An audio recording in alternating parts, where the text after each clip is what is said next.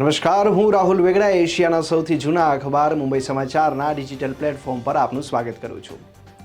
ચાલો જોઈએ આજની મુખ્ય હેડલાઇન્સ. બજેટને લઈને વડાપ્રધાન મોદીએ કહ્યું 2047 સુધીમાં વિકસિત ભારતનું સપનું સાકાર કરનાર બજેટ સાથે દેશ સમક્ષ આવીશું. તમામ પક્ષોને બજેટ સત્રને ફળદાયી બનાવવા કર્યો અનુરોધ. કેન્દ્રીય નાણામંત્રી નિર્મલા સીતારામણે લોકસભામાં આર્થિક સર્વેક્ષણ 2023-24 રજૂ કર્યો.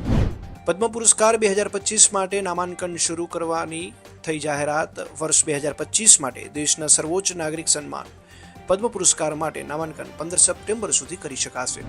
ભૂતાનના રાજા અને પ્રધાનમંત્રી શેરિંગ તોબ્ગે ગુજરાતના 3 દિવસના પ્રવાસે. ભૂતાનના રાજા અને પ્રધાનમંત્રીનું વડોદરા એરપોર્ટ ખાતે ગુજરાતની આગવી પરંપરા મુજબ ઉષ્માભેર સ્વાગત કરવામાં આવ્યું.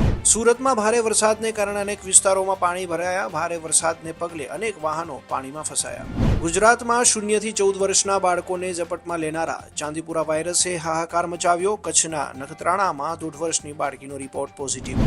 સૌરાષ્ટ્રમાં ફરી સાંભેલા ધાર વરસાદ. દેવભૂમિ દ્વારકાના કલ્યાણપુરમાં 4 કલાકમાં 11 ઇંચ વરસાદ ખાબક્યો. પોરબંદરમાં 1 દિવસના વિરામ બાદ સોમવારે વહેલી સવારથી 3 કલાકમાં 3 ઇંચ જેટલો વરસાદ. હજુ પણ વરસાદી પાણી નથી ઓસર્યા.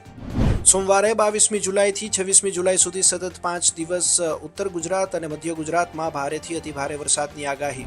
ભારતીય પુરુષ ક્રિકેટ ટીમ એરપોર્ટ જવા રવાના. ભારતીય ક્રિકેટ ટીમ 27 જુલાઈથી 7 ઓગસ્ટ સુધી શ્રીલંકા સામે ઓડીઆઈ અને T20 સિરીઝ રમશે, જેમાં 3 મેચ રમાશે. તો આ હતા આજના મુખ્ય સમાચાર. વધુ અપડેટ્સ અને માહિતીસભર વિડીયોઝ માટે જોતા રહો મુંબઈ સમાચારનું ડિજિટલ પ્લેટફોર્મ.